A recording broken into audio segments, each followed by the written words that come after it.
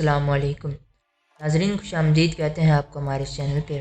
آج رحمان ڈکیت کی کہانی کا پارٹ 2 آپ کے سامنے پیش نظر ہے۔ جہاں کہانی اینڈ کی تھی وہیں سے آج آغاز کریں گے۔ چکوڑا کے علاقے سنگل کی جھٹ پر مارکیٹ کے قریب بلوچستان جانے والی پبلک ٹرانسپورٹ کی ایک بس اڈے کا ٹرانسپورٹر اور ٹائم کیمپر فیاض یہ ایک نیا کردار ہے۔ ناظرین، فیاض کون تھا اور آخر وہ رحمان ڈکیت کے لیے اتنا اہم کیوں تھا، یہ جاننے کے بعد آپ یقیناً ایک بار چونک جائیں گے۔ آئے اب آپ کو اسی کردار فیاض کی کہانی بھی سناتے ہیں۔ بھٹو صاحب جب وطن واپسی آئی تھی تو ضلع وقت ختم نہ کرنے کے بعد جب وہ ایئرپورٹ کے راستے میں تھیں تو ان پر حملہ ہوا۔ اس حملے میں تقریباً 150 افراد شہید بھی ہوئے۔ رحمان ڈکیت نے بے نظیر بھٹو کا سیکورٹی افسر بھی تھا۔ ساتھ اس نے بے نظیر بھٹو کو ان کی گاڑی سے نکالا اور اپنی گاڑی میں بٹھا کر بحفاظت بلاول ہاؤس پہنچایا۔ یہ صرف ایک واقعہ نہیں بلکہ یہ باتیں بھی آن ریکارڈ ہیں کہ رحمان کے ذریعے بلاول ہاؤس کی ایکسپلویٹیشن کا کام لیا گیا اور بلاول ہاؤس کے ارد گرد کے مکانات کیسے خالی کروائے گئے یہ بھی کسی حد تک لوگوں کو معلوم ہے۔ یہ وہ وقت تھا جب لیاری پر رحمان کی گرفت مضبوط سے مضبوط تر ہو رہی۔ پھر وہ وقت بھی آیا کہ رحمان ڈکیت نے لیاری کی سیاسی ورثات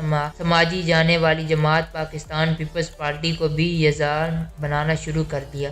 کون کونسلر بنے گا، کون ضلع، کون ناظم، یہ فیصلے بھی رحمان بلوچ کی مرضی کے بغیر نہیں ہوتے تھے۔ ایک وقت یہ بھی آیا کہ پیپلز پارٹی نے ٹکٹ دبائے، بلدیاتی الیکشن بھی ہار گئی۔ ناظرین، اس کے بعد رحمان کی حمایت یافتہ تمام امیدوار جیت گئے جن کی وابستگی کسی زمانے میں پیپلز پارٹی سے رہی تھی، مگر اس بات میں کوئی شک نہیں کہ وہ الیکشن رحمان کی مدد اور حمایت سے جیتے گئے۔ رحمان ڈکیت اور عزیز بلوچ مل کر تمام میدان مار رہے، مگر پھر پیپلز پارٹی کو بھی اندازہ ہوا کہ رحمان ڈکیت کی موجودگی میں پاکستان پیپلز پارٹی کا سیاسی قلعہ ان کے ہاتھوں سے نکل جائے گا۔ اب پیپلز پارٹی نے سوچ لیا کہ رحمان ڈکیت کو ہر حال میں راستے سے ہٹایا جائے۔ ادھر انٹری ہوتی ہے ایسے پولیس افسر کی جس کی دہشت سے لیاری سمیت شہر کے بڑے بڑے بدماش کام وہ تھے ایس پی چودھری اسلم۔ 2005 میں ایس پی چودھری اسلم نے ایک خصوصی ٹاسک فورس بنائی جسے لیاری ٹاسک فورس کہا جاتا ہے۔